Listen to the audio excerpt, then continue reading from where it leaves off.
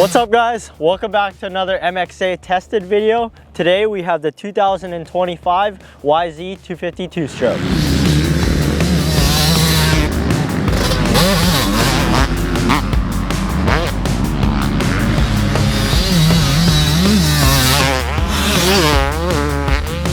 I've had the pleasure of racing this bike at the 2025 World Two-Stroke Championships last week with very minimal modifications done to it. As we all know, the YZ250 two-stroke hasn't changed much over the last 20 years or so. So it's been a proven platform. So all we did to this bike to get it race ready was throw an FMF pipe and silencer on there. We went up from a 178 to a 180 main jet just because on the top end it had a little bit of a lean pop crackle, so we wanted to give it a little bit more fuel so that we ensure we didn't blow it up. As far as fuel, we did VP T2 plus. It comes pre-mixed 40-1, so we just ran that all weekend and the bike ran awesome.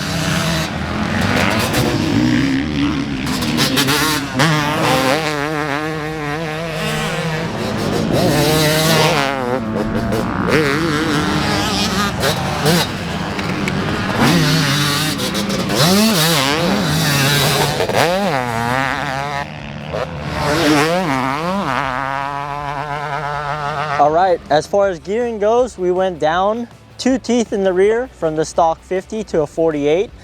We ran a MotoMaster sprocket and it held up really well. Capped this whole build off with DecalWorks graphics. The nice, clean, simple look. We got all the logos on here. The installation was seamless and it turned out awesome. Another modification that was a must for me, being 5'6", 140 pounds, was the Guts Racing seat cover. This bike has a lot of power, so the Guts Racing seat cover helped me stay put. As far as suspension goes, we left everything completely stock, just able to tune it in with the clickers. I ran my sag at 104 millimeters, forks at 2 millimeters up in the clamps.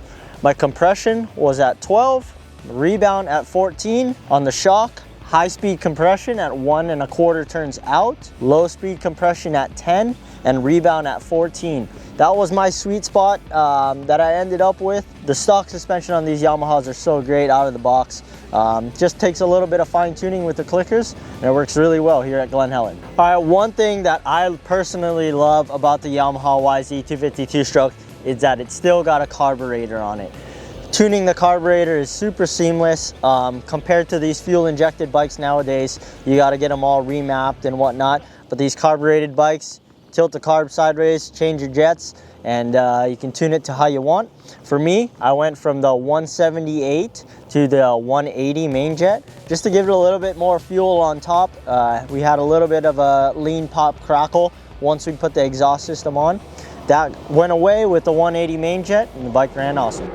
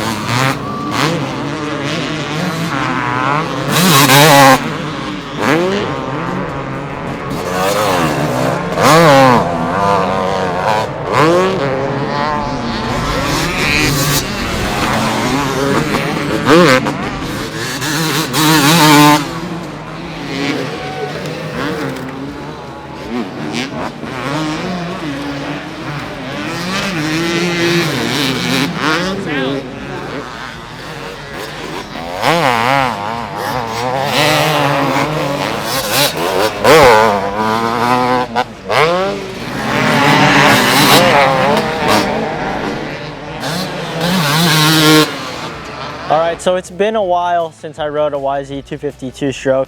The first day was really rough. We pulled into the pits. This bike was really hard to ride, hence the reason why we changed the jetting and the gearing. The first day, bike was really hard to ride, really torquey, didn't want to stay in the corners very well. A lot of pitching, a lot of front side power that hit that would just throw my body off. So we made the changes with the jetting, made the changes with the gearing. It got a lot better. We were able to do all that at the track, which is really nice. These YZ250 two-strokes are really easy to work on, whether you're an experienced mechanic or just getting into the sport. This is a great bike for you to start off on, and you can tinker with it and tune it to your perfection without having to get too crazy on it. All right, at the Two-Stroke National, we did notice that carbureted bikes still remained the most popular choice throughout the racers. I think personally, just because the easiness to tune these carburetors, the fuel injected bikes aren't as easy to tune. You need a computer, and you need someone who knows what they're doing on the computer. So I think that's why the carbureted bikes still remain the choice of most racers out there. And I also wanted to mention that this bike, in amateur racing, you are allowed to race against the 250F, so you could do the 250 Pro Sport classes and all that at Loretta's. For me, I don't come from a lot of money, so if I were to do amateurs all over again, this would probably be my bike of choice, just because I can have 1 or 2 of these bikes for way less money than it would cost to have the same amount of 4-strokes. It's got a lot of power. Just making it rideable is the most important part. And yeah, do I think it's competitive against 4-strokes? Absolutely.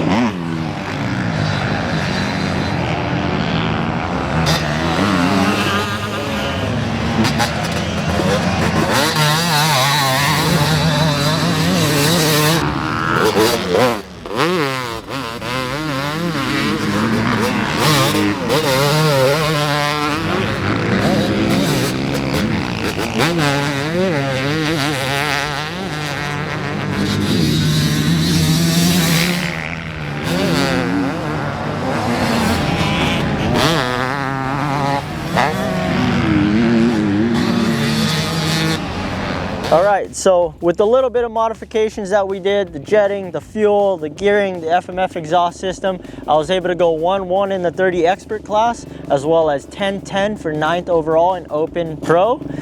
So yeah, this bike was awesome. Two-strokes are alive and well. We thank you, Yamaha, for providing such a great motorcycle. Usually we're harping on bikes and manufacturers and companies for not changing, but for once, this bike, we're pretty grateful that they haven't changed. So if you guys haven't already, check out the recap of the Two-Stroke National on the Dirt Bike Magazine YouTube channel, as well as check out motocrossactionmag.com for all the latest news, reviews, updates, and product tests. And we'll see you guys in the next one.